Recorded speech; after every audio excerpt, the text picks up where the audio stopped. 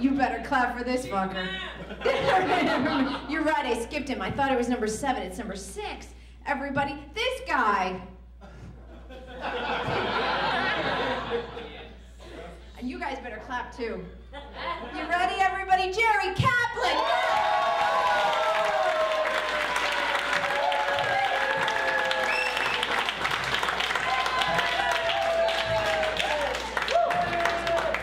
You know, quite frankly, I'd prefer she call me Kathy.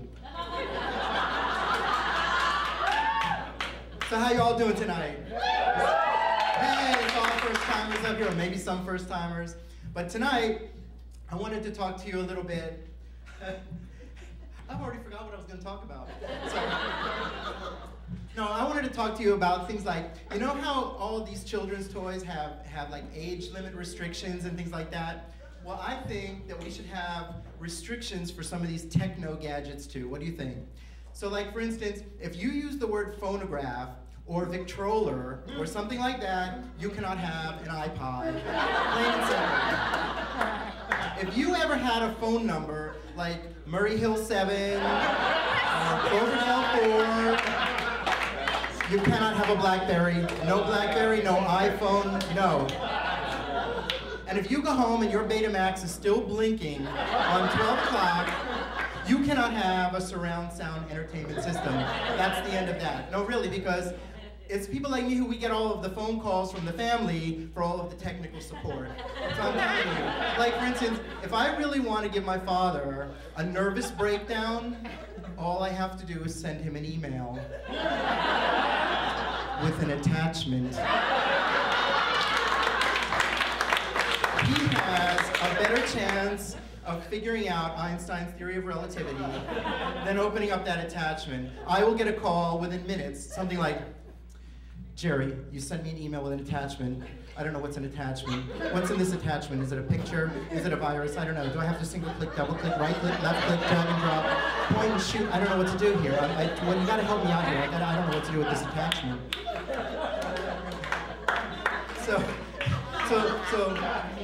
To try to help some of this along, what I did was I decided I'd convert him from Windows to a Mac. And now I want to convert him from the Mac to an Etch-a-Sketch. But this is not going to solve the problem because he will still call me and he'll be like, how do you change the font? It's so hard to make curvy lines. Where's the internet? So he loves these things, like he loves taking pictures with his digital camera. And the problem is though, when the digital camera memory fills up, he doesn't know how to get the pictures off the camera.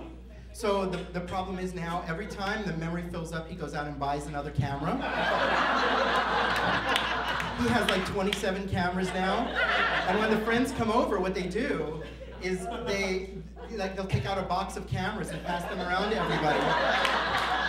It's like, my mother's in there, she's like, where's the Grand Canyon camera? I don't know, where's the Schwartz Bar Mitzvah camera? You know, you remember the Schwartz Bar Mitzvah camera, Stanley? The asparagus was so good. I love that asparagus. So he recently also got one of those GPSs for his car, and he was showing his friend about this GPS, and he got it to speak Japanese, but he couldn't figure out how to get it back to English. So now when he goes driving, he actually has to take a Japanese interpreter with him. And it's like you'll hear something like, Dong! Mamonaku, tsugi no shingo de hidari ni magate kudasai. Oh, Mr. Kaplan-san, you have to make a ref at next right. Oh, you like a sushi? I like a sushi too. So there is doing a digicamera. I take a picture.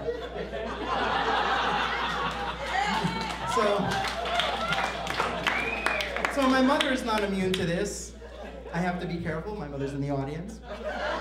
But my mother is not immune to this at all because she got one of those cell phones that has the camera in it. But she never learned how to use the camera part. So what ends up happening is every now and then, she'll send a text message or a picture message to everybody of her inner ear.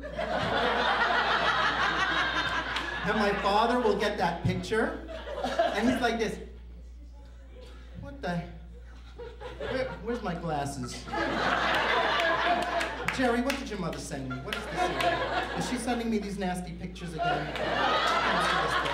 What the hell is she sending me? He's got one of these plasma TVs now with a DVD and the DVR and the CD jukebox and all of these things. So now, next to the box of cameras, they have the box of remotes. And the problem is that the remote for the satellite, you know, the changer on the satellite is the same frequency as the garage door opener.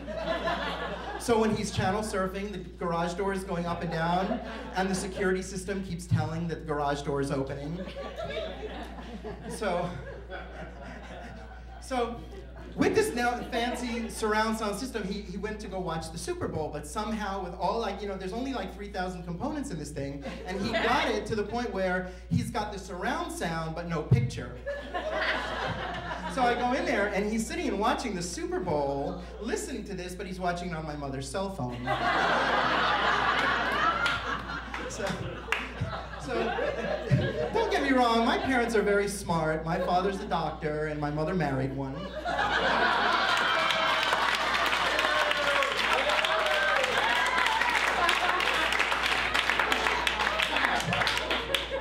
I really shouldn't make fun. I'm getting old too myself. Now I have to wear reading glasses when I'm watching porn. And sometimes I need a little Viagra to enjoy it too.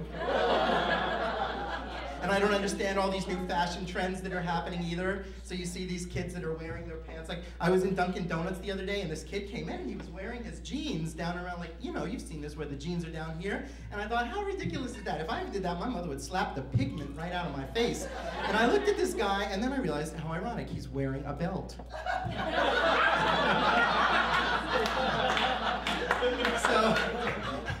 So my mom is in town, and tomorrow I'm going to take her to the Central Park Zoo so she can see the two gay penguins. You know, we really have two gay penguins in Central Park Zoo. This was in the national media and everything. And, you know, I thought about that and I said, I wonder, how did they know that those penguins were gay? Like, was it, you know, did they go in there and they saw that their nest was redecorated all the time? Because those window treatments were just totally fabulous.